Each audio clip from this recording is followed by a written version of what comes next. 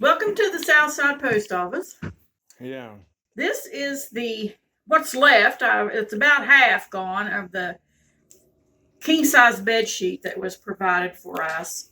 What I did was I divided it in half, clipped it, and tore it in two, up and down vertically, and made the sections smaller so they're easier to deal with. And as you can see, with this piece of fabric, I folded it in half and then half again. And that makes cutting more pieces easier, cutting them at the same time. So I have a piece just like that laying here and ready to go. I've decided after doing the math that if I do the 6-inch strips along the fold here, the ends up here, plus there's a fold there too, of course. But if I do the 6-inch strips this way and 9 inches the other direction, I can get more pieces for the masks that are 6 by 9 inches out of a single strip. So you cut the strips at least 3 or 4. If your OLFA cutter is in good shape, you could probably cut 4 easily. 4 strips. Line them up together as closely and evenly as possible.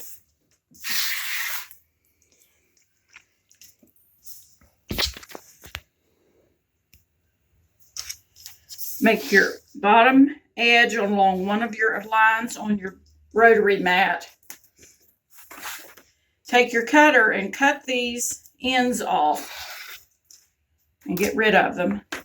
Then place it on a line perfectly straight, and then cut your 9 inches.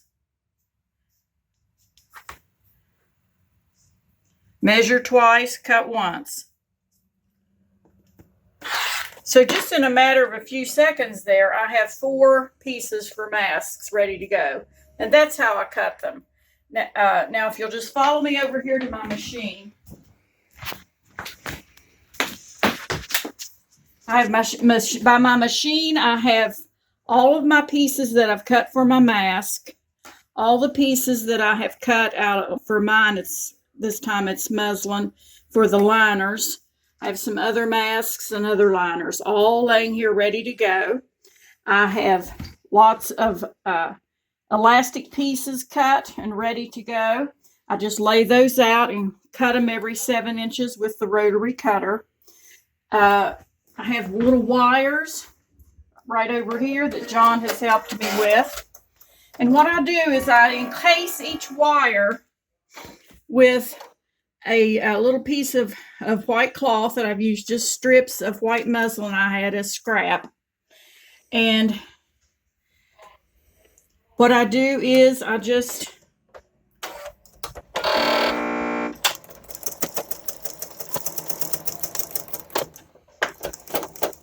double stitch a tiny little hem, pivot, then I take my little wire, I enclose it inside of this, go down through here, sew it inside of there. When I get to the end, then I pivot again, sew across, back it up for strength, pivot again. Now I'm ready to make my next one. I can, on these little strips, I've made as many as 10 on a strip. And, just keep going just so I can have plenty of these little enclosed wires on hand. What I'm going to do right now is start a mask so that you'll know how I put all this together. First thing I do is I take my liner. I put my wire exactly even. I can eyeball this now. I've made so many, but I put a pressed crease here to show the center. I know I can measure if I want to. It's a 4-inch wire, so I know that's about the center. So I place that in the center of my liner, and then I sew that down. My machine cuts my threads as I go, so it's a real time saver. I trim things up before I put it all together. Then I take my piece for my mask front and I put them right sides together, 1/2 inch in, as we've been told. I place the elastic. I think the smoother side of the elastic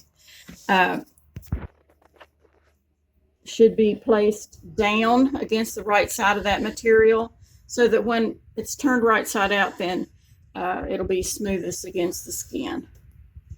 But I do that, and then about 1/2 inch in, I pin this first piece of elastic. And I reach inside, bring around the end of it 1/2 inch from the other side, and pin that one. Okay, now I'm going to pin the other two, and I'll start again in a second to sew around. So I start on the end opposite the wire. That'll be my bottom, the bottom of my mask, and I make about an approximately 1/4 inch seam. Sew this to 1/4 inch from the edge, pivot 45 degrees, and I take one stitch at a 45-degree angle, then I pivot again, and then I sew this side. Because when you turn a corner like that, that little one stitch in a 45-degree angle makes it so much easier. Sometimes I sew over my pins and sometimes I pull them out. Depends on how fast I'm going. Pivot again, 45 degrees, one stitch, pivot again. Now I'm ready to sew down along the top of my mask where I have included my little wire for the bridge of the nose.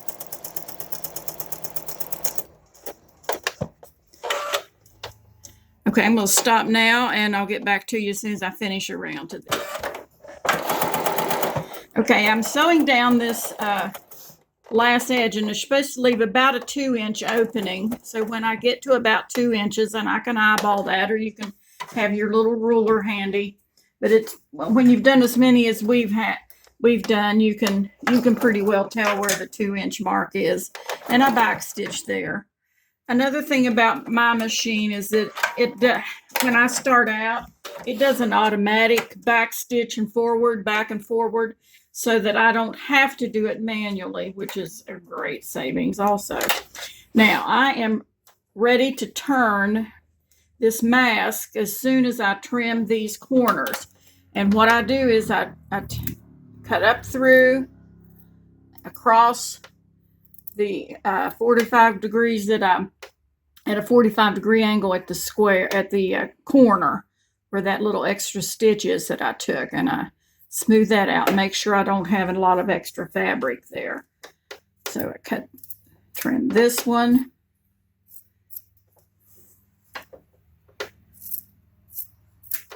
Trim this one.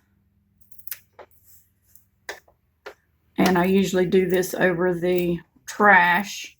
Saves me having to gather it all up. Okay, now I'm ready to turn.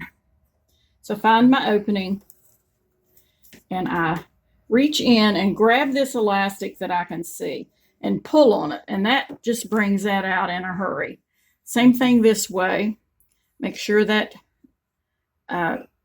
wire piece is going in, and just a couple of little tugs, and you can see that other piece of elastic. Give it a pull. There you go. couple of yanks like that helps to get that corner undone also. So I take a pin, which usually I use this corsage pin, and pull these corners out. Just takes a couple of seconds.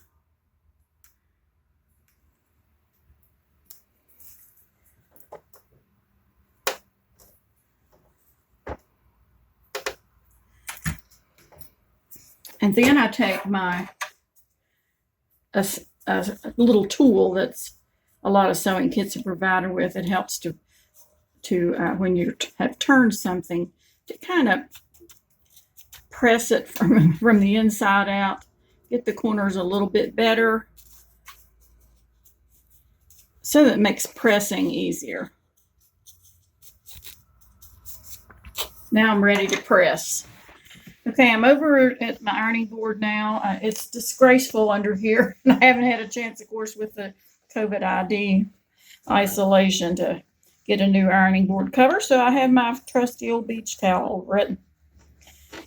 Press everything. This is the top of my mask.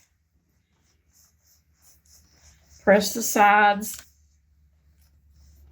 I keep my iron on hot cotton.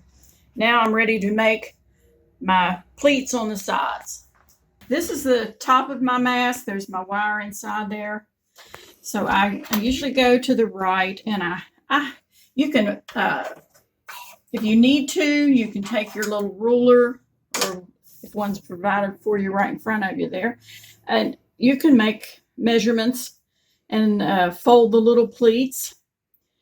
But I've made so many now personally that I can pretty much eyeball that too. This is about an inch down to my first pleat, and the pleat itself is about 1/4 of an inch. And so I pin that. The next pleat is about the same distance away, maybe slightly less than an inch, but about 1/4 of an inch pleat in itself. My third pleat is about the same equidistance as the second pleat. Then I check with my ruler on here to make sure I have it about 3 inches. And here's the center mark. It's easier for you. It's got the numbers on it. I usually go to that end, but there it is. It's about, there's the first mark, there's the 3 inches. So flip to the other side, go down about an inch, 1/4 inch pleat. Go down about an inch, 1/4 inch pleat. Little, about the same as the second pleat. That second pleat's not quite an inch. And then I always double check to make sure this side is not taller, longer. There it is, 3 inches. Then I'm ready to top stitch my mask. This is the last thing you do for sewing on the mask. Make this top stitch. I start across the top. I go carefully because I know I have a wire in there. The rest of it, the bottom goes pretty fast. Get to about 1/4 of an inch from the edge and pivot 90 degrees, and then slowly, as soon as you can feel your machine or see your machine catch that pleat, you want to remove that pin because you can break a needle. Sew carefully. Sometimes it gets hung up a little. Pull the pin. Finish sewing the pleat. You want to be careful that you aren't sewing the pleat in crooked. It can get under your feed dogs there and cause a big mess if you aren't a little careful there. All across the bottom.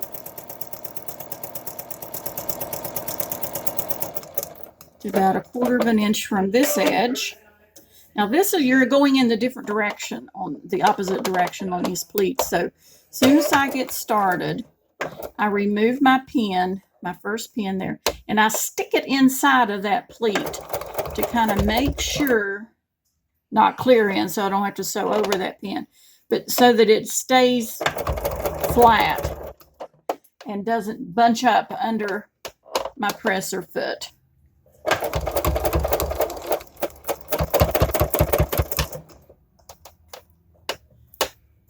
And then when I get to the end and meet my other stitches, I back stitch about 3 stitches. And that's it. And trim all my threads. I'm ready to press my mask. And that is the mask made. Just took a few minutes. You can see me press it.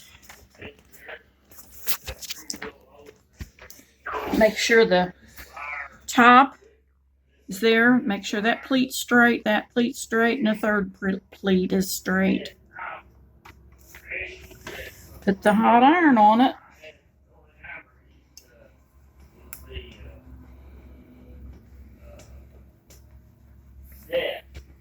We have one more mask.